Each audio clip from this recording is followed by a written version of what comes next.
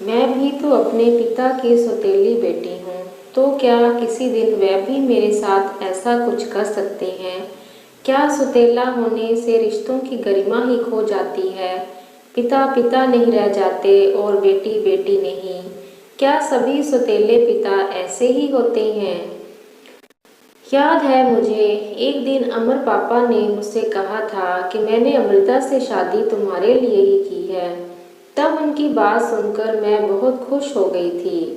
पर क्या उनका मतलब कुछ और ही था? निशु निशु, जल्दी करो बेटा, देर हो रही है। निशा ने अपने पापा की पुकार पर ठंडे स्वर में कहा, आप जाओ, मुझे नहीं जाना आपके साथ, मैं अकेले चली जाऊंगी। निशा के पापा अमर शायद जल्दी में थे, इसलिए ज़्यादा बात न करते हुए वे ऑफिस के लिए निकल गए। निशा पिछले एक सप्ताह से कोई ना कोई बहाना बनाकर अपने पापा के साथ स्कूल जाना टालती रही, पर आज तो उसने साफ साफ कह ही दिया कि वह उनके साथ जाना ही नहीं चाहती। निशा के पापा भी ऑफिस जाते हुए यही सोच रहे थे कि निशा को क्या हो गया है। निशा पिछले एक सप्ताह से उनके साथ इतना अजीब व्यवहार क्यों कर रही है? इसके पहले तो निशा उनसे इतनी बेरुखी से पेश नहीं आती थी। अब अचानक क्या हो गया उसे? क्या उसका वही पुराना रोष फिर लौट आया है? क्या निशा उसे अब तक अपने पिता के रूप में स्वीकार नहीं कर पाई है? नहीं नहीं, अभी कुछ दिनों पहले तक तो सब ठीक था। वह मुझे पापा कहकर बुलाती थी और उसका बर्ताव, उसके हक जताने का भाव, सब कुछ तो एक सगी बेटी की तरह था। फिर अचानक क्या हो गया? सोचते सोचते अमर अतीत की गलियों में एक बार फिर खो गया। निशा की माँ अमृता और अमर एक ही ऑफिस में काम करते थे। 3 साल पहले जब अमृता ट्रांसफर होकर अमर के ऑफिस में आई थी, तो वह पहली नज़र में अमर के मन को भा गई। नई नई होने के कारण अमर ने अमृता की काफ़ी मदद की थी और जल्दी ही दोनों अच्छे दोस्त भी बन गए। तभी अमर को पता चला कि अमृता ना सिर्फ विधवा है, बल्कि उसकी एक 12 साल की बेटी भी है। पर अमर का प्यार कोई लड़कपन का प्यार नहीं था, जो ये सब देखकर घबरा जाता। अमर एक खुले विचारों वाला इंसान था और 35 की उम्र में वह अपने लिए किसी 16 साल की लड़की की कामना भी नहीं करता था। उसने निशा को देखते ही अपनी बेटी मान लिया।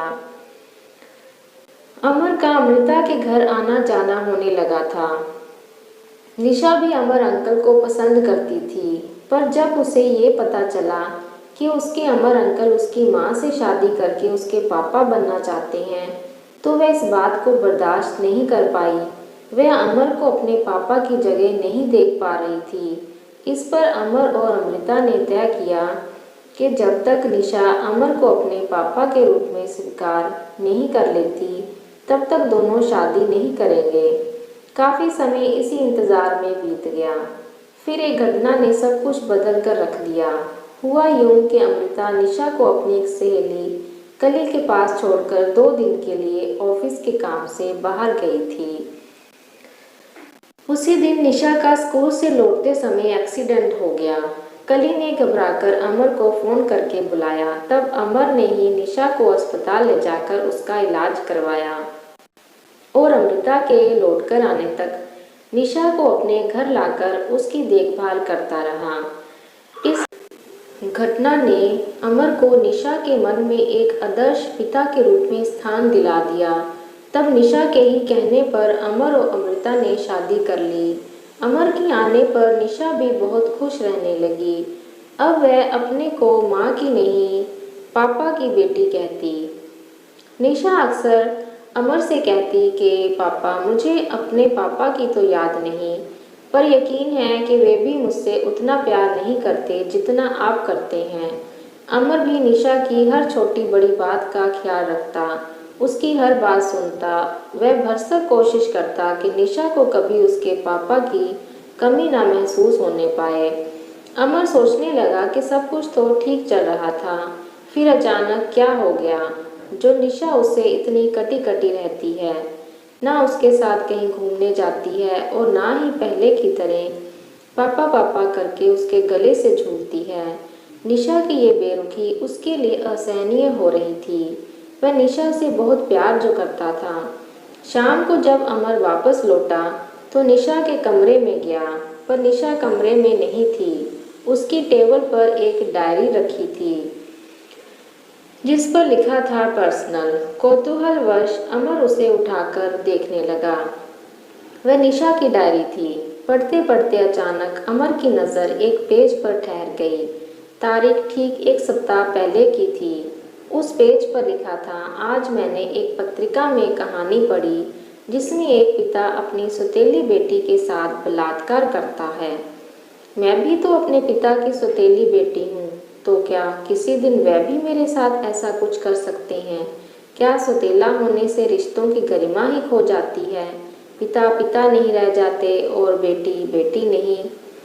क्या सभी सौतेले पिता ऐसे ही होते हैं? शायद। याद है मुझे, एक दिन अमर पापा ने मुझे कहा था कि मैंने अमृता से शादी तुम्हारे लिए ही की है। तब उनकी बात सुनकर मैं बहुत खुश हो गई थी, पर क्या उनका मतलब कुछ और ही था? आज मुझे अपने उस निर्णय पर बहुत पछतावा हो रहा है, जब मैंने मम्मी को उनसे शादी करने के लिए रजामंदी दे दी थी। आई हेट यू पापा। पापा नहीं, अमर। आई हेट यू अमर। अमर ये सब पढ़कर दंग रह गया। एक कहानी का इतना असर! क्या कहें इसे, कहानी की सफलता या निशा की बेवकूफ़ी? अब सारी बात अमर के सामने आईने की तरह साफ हो गई। उसे निशा की बेरुखी का मतलब भी समझ में आ गया। अचानक उसे निशा पर क्रोध हो आया। निशु ने मुझे इतना गिरा हुआ समझ लिया, वह भी एक कहानी के कारण। फिर ठंडे दिमाग से सोचने पर उसे लगा कि निशा पर क्रोध करने या उसे दोष देने का कोई औचित्य नहीं है। दोष तो उसकी नाजुक उम्र का है, जिसके कारण उसने किसी पत्रिका में छपी एक कहानी को आधार बनाकर मेरे चरित्र का गलत आकलन कर लिया। वह नादान ये भी नहीं समझ पाई कि कोई भी बात सभी इंसानों पर समान रूप से लागू नहीं होती और ना ही हर इंसान को एक ही तराजू में तोलना सही है। खैर, अमर ने निर्णय लिया कि इस बारे में निशा से बात करके उसका भ्रम तोड़ना ही होगा। वह ऐसे ही किसी कहानी के कारण अपनी लाडली बेटी को नहीं खो सकता। अगले दिन रविवार था, अतः निशा और अमृता घर पर ही थे। निशा अपने कमरे में खुद को बंद किए बैठी थी। अमर सोच रहा था कि आज निशा अकेली कैसे बैठी है। अभी पिछले रविवार को ही उसने पिक्चर जाने के लिए अमर की नाक में दम करके रख दिया था। बस अब और नहीं झेल सकता मैं। अब और अपनी बेटी को दूर जाते नहीं देख सकता। उसे वापस लाना ही होगा। सोचते हुए अमर निशा के कमरे की ओर बढ़ गया। निशा बैठी कोई पत्रिका पढ़ रही थी। अमर उसके पास बैठते हुए बोला, पता है निशु, ये पत्रिकाएं भी अजीब होती हैं। तरह तरह की कहानियाँ छपती हैं इनमें। कुछ प्रेरणादायक होती हैं तो कुछ भटकाने वाली, और कुछ तो ऐसी होती हैं जिन्हें बस पढ़ा जाता है। उनमें ग्रहण करने लायक या छोड़ने लायक कुछ होता ही नहीं। पता है निशु, बचपन में मैंने एक कहानी पढ़ी थी। उसमें एक लड़के के पास एक चिराग होता है जिसे रगड़ने से एक जिन निकलता है और उसके हर हुक्म को पूरा करता है। इस कहानी को पढ़कर मैं भी कहीं से एक चिराग ढूंढ कर ले आया और लगा उसे रगड़ने के शायद मुझे भी एक जिन मिल जाए जो मेरा हर काम कर दे। तब मेरी माँ ने मुझे समझाया कि ऐसा कुछ नहीं होगा। कहानियाँ तो बस मन बहलाव के लिए होती हैं। उन्हें हकीकत मानकर अपनी ज़िंदगी में नहीं उतार लेना चाहिए। हर आदमी की अपनी अलग ज़िंदगी होती है। किसी दूसरे के जीवन में घटित घटना को आप बीती मानकर अपने जीवन का निर्णय नहीं करना चाहिए। हर व्यक्ति के जीवन में अलग अलग घटनाएं घटती हैं। जरूरी नहीं कि जो कहानी के पात्र के साथ हुआ वह तुम्हारे साथ भी हो। कहानियाँ सामान्य जीवन से ही निकल कर आती हैं। पर उनमें लेखक के विचारों की मिलावट भी होती है। वे पूरी तरह सच्ची नहीं होती। कहानियाँ पढ़नी चाहिए, पर इतनी गहराई से भी नहीं कि आप जीवन और कहानी के फ़र्क को ही भूल जाएं। कहानी बस एक कहानी होती है, कभी कल्पनाओं के घोड़े पर सवार, कभी यथार्थ को छूकर निकलती हुई और कभी हकीकत से कोसों दूर।